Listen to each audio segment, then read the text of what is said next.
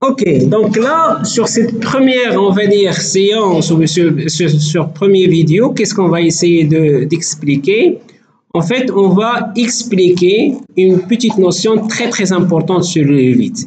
Je commence à la présenter ici dans la partie diapo.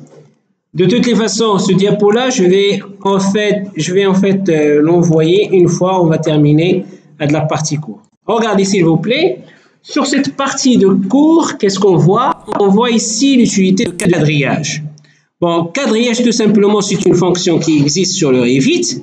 Vous pouvez la voir directement sur la partie ruban architecture. Vous avez ici grid en anglais ou bien quadrillage en français. Vous aurez la fonction grid ici. De la fonction grid, ça sert justement à quoi? C'est ça la question. C'est ça la première question que je vais essayer de répondre. Donc la première question que je vais essayer de répondre, je vais d'abord ouvrir, au moins vous avez tous accès, je crois, à exemple de projet architecture. Donc là, le projet, on va dire, qui existe par défaut sur votre logiciel. Donc là, on peut exploiter ce projet. Juste en fait, ici, on peut ouvrir quoi? On peut ouvrir le level 1. Regardez s'il vous plaît, qu'est-ce qu'on voit? On voit justement de la partie quadrillage. On voit ici, les quadrillages sont déjà placés sur ce projet existant. Donc, vous voyez ici, 1, 2, 3, 4, 5 jusqu'à 7. C'est ça les quadrillages verticaux. Et vous avez les A, B, C, de quadrillage horizontal. Vous avez aussi, encore une fois, ces quadrillages, ils vont apparaître dans le deuxième étage. Et si vous avez, par exemple, utilisé un autre level, si vous voulez rajouter un autre level, par exemple ici, on va partir, par exemple, pour rajouter un autre level, on va quand même voir ces quadrillages qui vont apparaître. Voilà, je vais rajouter un autre level, le level 8 ici, par exemple, je le vois ici, mais je vois justement quoi? Je vois mes quadrillages. Qu'est-ce qu'on peut dire? Qu'est-ce qu'on peut remarquer? À travers ce premier exemple, on peut voir que, regardez, les choses qu'on a vues tout à l'heure sur les level 1, elles n'apparaissent pas ici. Mais justement, ce qui va apparaître, principalement, il va apparaître la partie quadrillage. Donc, la chose qui va rester d'un étage à un autre, ce sont mes quadrillages.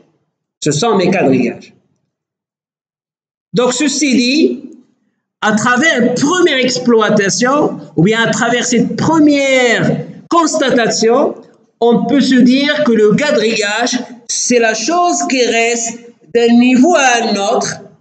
Regardez bien, c'est la chose qui reste d'un niveau à un autre.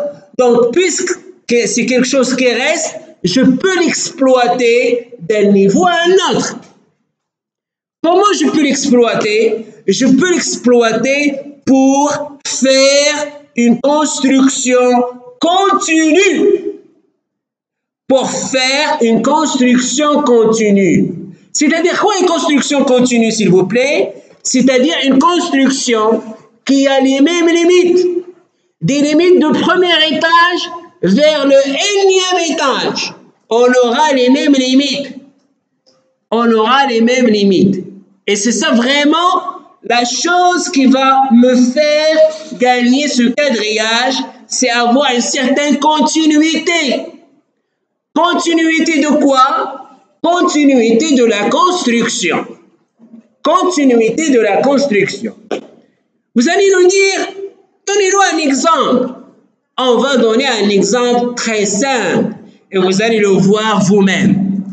Une fois on va se convaincre de l'utilité de quadrillage, là on va l'exploiter sur notre ancien projet et à partir de ce qu'on va voir, on va l'insérer, on va l'inculquer dans notre ancien projet qu'on a déjà commencé.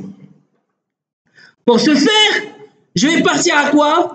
Je vais partir à un nouveau. Vous allez pouvoir faire tous cette opération. Nouveau, attention s'il vous plaît. Nouveau, je vais m'appuyer comme on a déjà dit la dernière fois, je vais m'appuyer sur quoi? Sur mon gabarit. Vous pouvez choisir vos gabarits que vous avez déjà installés, que vous avez déjà rencontrés par défaut, ou bien exploiter le gabarit que j'ai déjà partagé avec vous. Là, je suis sur un nouveau gabarit. Là, je suis sur un nouveau projet, pardon. Et regardez, là, je vais partir à livre loin. Je vais partir à livre loin et je vais faire quoi? Je vais faire un petit, quoi? Un petit carré ou bien un petit rectangle. Ça suppose c'est mes limites. C'est ma construction. C'est ma construction. Je suppose que cette construction, il contient par exemple, juste des exemples, il contient par exemple une répartition de cette manière, et après contient des portes, des fenêtres, ainsi de suite. Je suppose que cette construction, par exemple, elle est à 10-10. Et pour la remettre à 10-10, c'est très simple, on a déjà fait l'exemple s'il vous plaît. Pour faire, ou bien pour la rendre à 10-10, premièrement, je tape UN. UN, c'est pour me dire les unités. Et je vais m'assurer qu'en quoi les unités que je travaille avec sont le mètre, par exemple. Si ça ne marche pas avec le UN, je peux faire quoi? Je peux directement venir là. Je peux directement venir là et taper ici et voir avec les longueurs. Je suis toujours avec le mètre. C'est très bien. Maintenant, qu'est-ce que je vais faire? Je vais faire une petite construction. Et cette construction, regardez, une chose qu'on ne donne pas importance. Une chose qu'on ne donne pas importance. Lorsque je veux coter, regardez très bien. Lorsque je veux coter, je tape, soit je tape TI, soit je fais cotation. Vous avez cette petite barre qui s'active. On ne donne pas d'importance à cette petite barre. Mais c'est très très important cette barre. Pourquoi? Parce qu'il va me dire, qu'est-ce que tu veux monsieur? Est-ce que tu veux une cotation axe-axe? Ou bien par face? Ou bien, vous avez des questions s'il vous plaît à répondre. Là où on a l'intention, on fait pas attention à cette barre et on commence à coter. Lorsqu'on commence à coter, on compare notre cotation avec le plan et on se trouve avec un désaccord. Pourquoi? Tout simplement parce qu'on n'a pas vérifié au départ. Est-ce qu'on cote par rapport aux faces ou bien par rapport aux axes? Ça, c'est très important. Si c'était par rapport aux faces, vous allez choisir face. Et si c'est les faces, vous avez une face intérieure et une face extérieure. Vous allez s'assurer comme quoi vous allez coter à travers les faces extérieures ou bien à travers les faces intérieures. Si c'était par rapport aux axes, vous allez se dire, voilà monsieur, je suis en train de coter par rapport aux axes. Et donc directement lui, il va venir, il va te sélectionner l'axe. La chose que je viens de dire maintenant, c'est valable toujours. C'est valable toujours. Avec la fonction alignée, par exemple, je suis là avec la fonction alignée. Il va me dire, monsieur, qu'est-ce que tu veux? Est-ce que tu veux choisir les lignes ou bien les faces? Il va me poser une petite question. Et quand même, je dois répondre. Et donc, attention, s'il vous plaît, vous avez ces petits outils, mais des outils importants qui vont un petit peu faire la différence entre un concepteur et un autre. Et donc, voilà, si vous êtes en train de choisir l'axe, lui, il va automatiquement choisir l'axe. Si vous êtes en train de choisir la face, il va automatiquement choisir la face. Ok, revenons à quoi? Revenons à ce petit exemple. Qu'est-ce que je viens de dire? Je viens de dire qu'on va faire un petit test et on va se dire, par exemple, là, nous sommes sur un 20-20. Nous sommes ici 20-20. Juste pour tourner l'exemple, je viens de dire, juste pour faire un petit test de notre fonction. Pourquoi vous avez ce message d'erreur qui vient d'apparaître?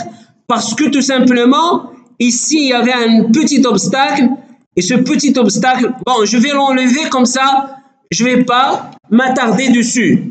Donc là, je vais, comme je viens de dire, je vais faire ici 10, tout simplement, ou bien 20-20, sans problème. Et là, je vais faire la même chose, 20-20. Parce que mon objectif, je reviens, mon objectif, c'est vous montrer l'intérêt de quadrillage. Regardez maintenant, j'ai fait une petite clôture de 20 sur 20.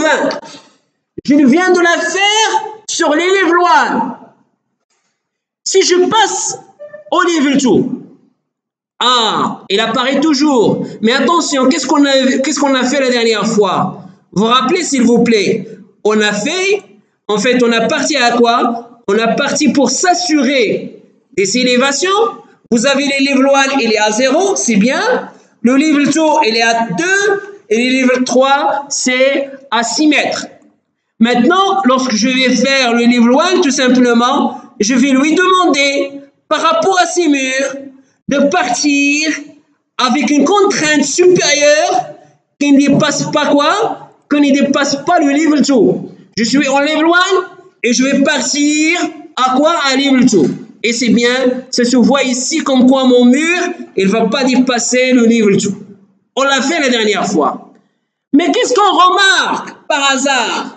Lorsqu'on part à level 2 ou bien à level 2, on voit quand même qu'il y a une petite trace, qu'il y a des petites traces de notre quoi? De notre clôture. Mais si on part au level 3, on n'a plus de traces. On n'a plus de traces, s'il vous plaît. Mais qu'est-ce qu'il faut faire dans ce cas? Est-ce qu'il faut commencer à construire comme ça au hasard? Il faut commencer à construire comme ça. Le level 3, on va le concevoir dans l'espace. Le level 1, il est là. Le level 2, il est en haut. Et le level 3, il est décalé. C'est pas possible. On ne peut pas construire comme ça dans l'espace.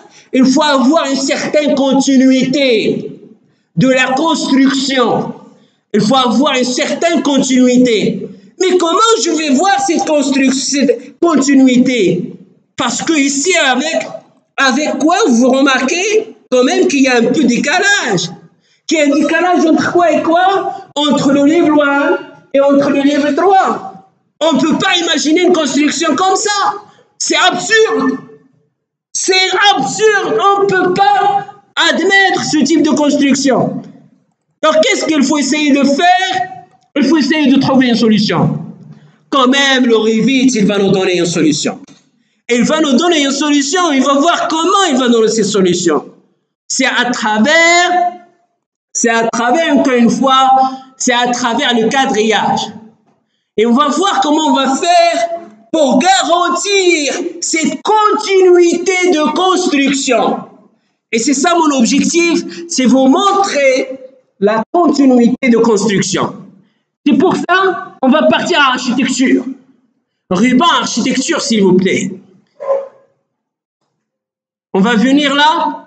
La première chose, qu'est-ce que je viens de dire? Attention, là, qu'est-ce que vous êtes en train de suivre? Là, c'est l'axe. Ça, c'est l'axe. On va faire la première ligne. Regardez, ça, c'est la première ligne. On commence à poser la deuxième. On commence à poser la troisième. Je suis en train de les poser comme ça au hasard. Mais attention, je vais le régler par la suite. Je commence à poser la troisième, la quatrième. On va se limiter vers 5 lignes. 5 lignes. Regardez, s'il vous plaît, on a placé ces 5 lignes. Quand même, vous pouvez, on va le voir tout à l'heure, vous pouvez ce qu'on appelle les contraindre.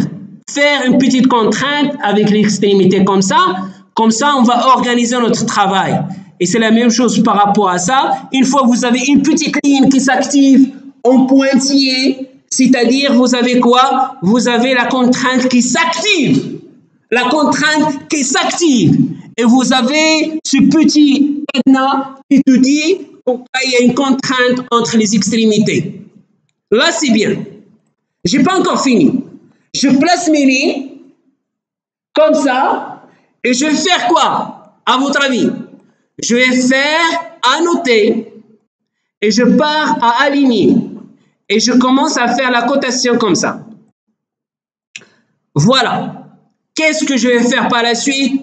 Je vais faire équidistance. Donc, l'équidistance, ça veut dire que j'aurai un espacement égal à égal j'aurai un espacement équitable entre les différents quoi? Entre les différentes lignes. Par la suite, vous avez deux manières pour les ajuster. Deux manières pour fixer quoi? Pour fixer la distance ou bien ce qu'on appelle l'interdistance entre quoi et quoi? Entre les axes. Vous avez la première manière, vous allez coter à un seul. Ça, c'est la première. Regardez, cette distance, pour moi, ça sera, comment dirais-je, le paramètre. Et ce paramètre-là, c'est le paramètre de contrôle. Je vais mettre 4,5, donc tout le monde va suivre les 4,5. Si je mets 5, tout le monde va suivre les 5, ainsi de suite. Donc là, c'est une manière de paramétrer. Je paramètre par rapport à quoi? À un axe, par rapport à une seule distance. Et les autres vont suivre. Et les autres vont suivre. C'est la règle tout simplement de 3. On sait tous que 2 fois 3 est égal à 6. Donc vous allez faire quoi? Vous allez soit programmer le 3, soit programmer le 6. Mais le 2, c'est-à-dire le multiplicateur, il est toujours là. Qu'est-ce que ça veut dire ça? Tout simplement, là j'ai paramétré la petite distance, comme je peux paramétrer par exemple quoi? Comme je peux paramétrer s'il vous plaît le résultat. C'est ça mon résultat. Supposons par exemple ici, je tape 20, logiquement j'aurai le reste. C'est-à-dire, j'aurai le 5 là-bas, parce que 5 fois 4, qui sont les intercales. Vous avez 4 distances ici. Donc, soit vous programmez celle-là, ou bien vous programmez celle-là. C'est ça ce que je viens de dire. 2 fois 3 est égal à 6. Là, c'est 5 fois 4 est égal à 20. Donc, soit on programme le 5, soit on programme le 20. Vous êtes d'accord? Donc, ça, c'est par rapport aux lignes. Je n'ai pas encore terminé, s'il vous plaît. Et je n'ai pas encore montré l'importance de l'outil. Qu'est-ce qu'on va faire par la suite, à votre avis? On a fait les lignes horizontales et il nous faut faire les lignes verticales. Et on va faire les lignes verticales, ce qu'on appelle les colonnes, avec architecture. Et vous allez partir de bas vers le haut. Et attention, avant de partir plus loin, vous avez ici un petit numéro. Et ce numéro, je vous conseille de le mettre avec de l'alphanumérique. On commence par le A. Et on sait tous, si on insère le deuxième, comme ce qu'on a fait avec les levels, il va faire quoi? Le monsieur Revit, il va nous comprendre. Et il va nous répondre à notre souhait. Et il va essayer de faire quoi? Comment dirais-je? Une petite note, il va noter directement le B. Ensuite, comme ce qu'on a fait tout à l'heure, le deuxième, vous n'avez pas, si vous placez comme ça, avec des distances, vous n'avez pas un problème. Vous n'aurez pas un problème parce que tout à l'heure, on va faire la même chose. On part à annoter et on va faire la même chose, s'il vous plaît. Et voilà le résultat. Qu'est-ce que vous avez ici? Le résultat, c'est équal. Et vous aurez la distance équal. Maintenant, qu'est-ce que je vais faire? Je vais tout simplement venir à l'outil qu'on vient de noter tout à l'heure, à la partie décalée, et je vais choisir le centre ici et aligner avec celui-là. Et tout le monde, il vient, il se calme. Et tout le monde, il vient avec la distance souhaitée. Je viens comme je viens de faire tout à l'heure, et je pars à cette distance et je vais la fixer à 20. Et je suis sûr et certain, que mon quadrillage, il va directement venir sur le centre. Voilà. Qu'est-ce qu'on a fait? On a fait les 5 lignes ici et les 5 colonnes là. Et on peut justement, faire comme je viens de dire tout à l'heure, on peut les organiser d'une manière à qu'ils soient en fait bien, on va dire, bien contraints. On n'a pas encore terminé, s'il vous plaît. Qu'est-ce qu'il faut faire maintenant, à votre avis? Maintenant, on va partir au level. On va partir au level 2. Qu'est-ce qu'on va voir? Ah, on va voir nos quadrillages. Elles sont là. Si on part au level 3, ah bon, on va voir aussi nos quadrillages. Ils sont là. Et donc, qu'est-ce qui nous a permis de faire cette continuité de construction? C'est le quadrillage que vous voyez. Donc, voilà en fait l'intérêt du quadrillage, ce qu'il va nous permettre de faire une certaine continuité de la construction d'un étage à un autre. Supposons maintenant que je pars à élévation, et je rajoute un autre étage. Je ne sais pas, je rajoute un autre étage par exemple, et je vais le placer je ne sais pas où. Pourquoi il n'apparaît pas cet étage? On a déjà répondu à la question. C'est la question de cadre, exactement. Je dois faire apparaître le cadre en cliquant ici. Vous avez votre cadre et vous avez juste à, on va dire, à augmenter la distance de votre cadre. Vous voyez que level 7 qu'on a vu là, et là je vais vous montrer un outil très très important. On part à annoter, on vient, on peut dire par rapport au level 7, on peut dire directement ici, ce level-là, il est placé par exemple à 15. 3, donc on peut dire 3, on peut dire à 15 mètres. On n'a aucun problème. Regardez. Level 4 à 9, level 5, 12. Level 6, 15. Level 7, on peut dire c'est à 18. Voilà. Donc là, nous sommes à 18 mètres. Nous sommes à 18 mètres. Ah, à 18 mètres, mais attention, si on part au level 7 ici, on ne voit rien. On a vu tout à l'heure, on voit les quadrillages, on doit faire apparaître le quadrillage. Pourquoi, à votre avis, on n'a pas l'apparition du quadrillage ici? Vous avez une autre chose à vérifier. Une autre chose à vérifier, c'est lorsque vous allez partir à level, vous devrez avoir ici un certain dépassement des quadrillages. La même chose par rapport aux autres, s'il vous plaît. La même chose par rapport aux autres. D'abord, on doit faire apparaître quoi? On doit faire apparaître notre cadre. Et une fois on va faire apparaître notre cadre, ce sont des choses qu'il faut faire systématiquement. Voilà, faire apparaître votre cadre. Assurez comme quoi votre cadre il apparaît sur l'ensemble des élévations que vous avez ici. Assurez s'il vous plaît la même chose ici. Je vais m'assurer comme quoi mes élévations il apparaît sur tous les ADA. Et après, je prends ça et je le porte en hauteur. Et une fois que je le porte en hauteur, je vais vérifier et tout simplement, je vais voir mes quadrillages qui vont apparaître à niveau, sur le level 7. Donc, essayez s'il vous plaît de faire ce petit exercice. Dans un premier temps, on va, comment dirais-je, créer nos quadrillages, que ce soit horizontal ou bien vertical, et vérifions comme quoi il apparaît sur l'ensemble des niveaux qu'on va créer. Et on a créé d'abord level 1, 2, 3, 4, 5, 6, ensuite le level 7. Donc là, on va créer level 1, level 2, level 3, 4, 5, 6. Voilà, je suis ici et je vais renommer ça 3, ici 4. Attention, pour renommer, il faut activer oui, sinon vous n'aurez pas l'apparition ici. Donc là, c'est la même chose que tout à l'heure. Level 5. Ensuite, 6 ici. Voilà.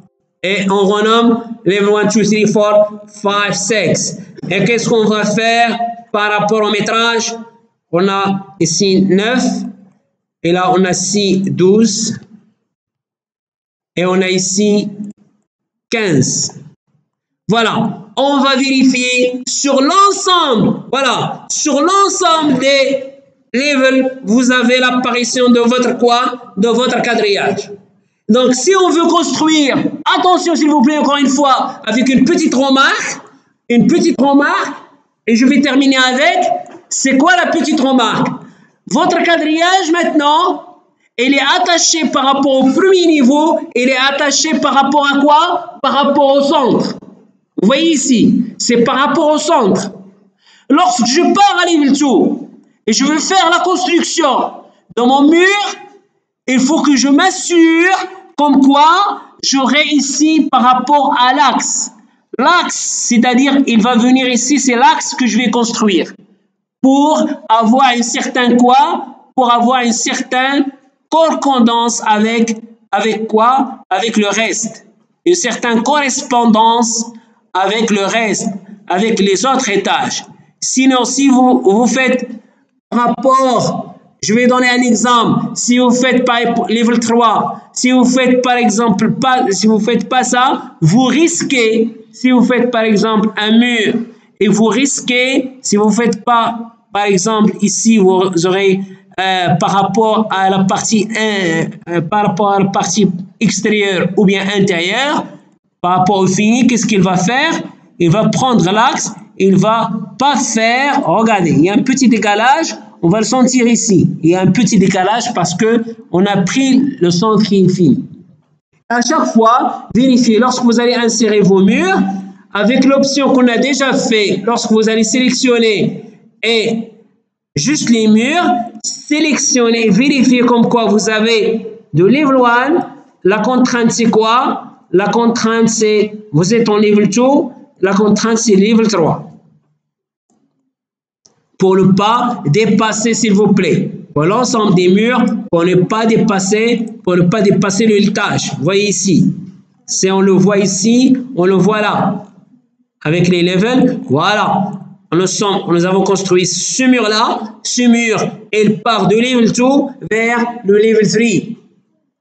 La même chose pour les restes. Je suis sur les level 3. La même chose par rapport au reste. Je suis ici. Je vais choisir mon mur. Vous pouvez dès maintenant, lors de la construction, choisir. Vous êtes au level 3, vous allez se dire, moi je ne veux pas dépasser le level 4. Et vous allez choisir l'axe du mur, ici. Et vous allez directement construire en choisissant comme quoi, ça c'est, il va directement construire votre mur en considérant juste l'axe. Regardez, ça c'est plus technique, ça c'est plus rapide. Au départ, j'ai fait un paramétrage. Au départ, j'ai choisi comme quoi, je ne vais pas dépasser. Regardez s'il vous plaît, ça c'est très important. Mais c'est très important d'avoir un certain niveau évolutif. Vous voyez ici le mur, il est directement programmé dès le départ. Il commence au niveau 3, il termine au niveau 4. La même chose, lorsque je suis ici au niveau 4, qu'est-ce que je vais faire? Choisir le mur.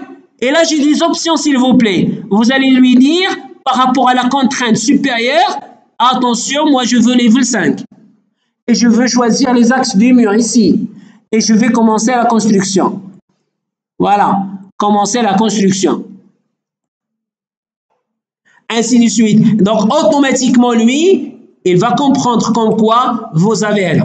L'intérêt, c'est quoi l'intérêt? Je rappelle toujours, l'intérêt, c'est cette continuité que vous voyez de la construction. C'est ça ce que j'ai gagné. J'ai gagné une certaine continuité de construction. À travers quoi? À travers le biais de quadrillage. À travers le biais de quadrillage. Donc, j'espère que c'est plus clair. Essayons de faire la pratique sur un exercice comme ça, un nouveau projet.